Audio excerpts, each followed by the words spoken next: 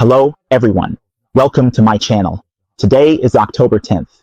Here's the latest news. I think Gaza is officially about to have a ceasefire. Right now, the US is planning to send a 200-person unit to be stationed in Gaza to ensure the safety of the ceasefire. Alright, finally, right now one of their senior officials said that they will be working together with Egypt, Qatar, Turkey, and the UAE, that is the United Arab Emirates, to manage the whole Gaza area. So, like I've said before, if you want Gaza to be stable, there will be no more war in Gaza. First of all, the first point is that Hamas must release the hostages. At present, Hamas has already released all the hostages they kidnapped back in October, more than 2 years ago in 2023. They have been returned to the Israelis, and actually, among them, there were Americans, Germans, French, and people from various other countries. But as of now, from what I see, today I read the Jerusalem Post. In it, they made Trump's head really big and said that a lot of people were brought back. The photo with the people says that this man brought them all home. Now, as for Trump, how should I put it? Is Trump basically sitting firmly with Israel? I would say yes, he is definitely siding with Israel. But he also wants to make sure that there's no more war in Gaza. He just wants peace, no more war. Everyone, remember, the first and only condition for no war is that Hamas has to back down. Right now, many countries have recognized Palestine as a state, and actually that has its benefits. Why? Well, let me explain. If you become a recognized country, then you won't have so many restrictions, and you can go back and build up your nation. It's just like what happened with China back in 1949. When China declared the founding of a country, they called on overseas Chinese to come back and see their homeland, right?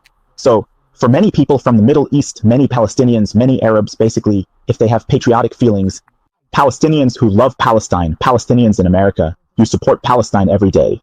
But have you ever gone back to see it? If you truly love that land, I believe you would definitely go back and help build a better Palestinian state, right? Right? Isn't that so? What I'm saying is you should choose your leaders again, don't pick the extremists. But I believe that if one day a Hamas leader really becomes the president of the Palestinian state, if they can join the United Nations, right? If they can establish connections with countries around the world. It's just like Afghanistan. Actually, Afghanistan is still pretty stable now. There's no war in Afghanistan, right? No one is attacking Afghanistan, and that's because the Taliban is already in power, they already have a president. And if they're a legitimate government, they have to follow international norms. Otherwise, they'll be isolated, and if you're isolated, being president is pointless. You have to have trade. Only with trade can you get US dollars, can you have money, right? Unless you have a huge gold reserve. But I don't believe they have a gold reserve, right? So this time, is it really just for nothing? Honestly, I have to say, I have no idea where their QQ is based. Obama waited a couple of days before he posted something on Twitter, talking about peace for humanity and all that. It's pretty obvious.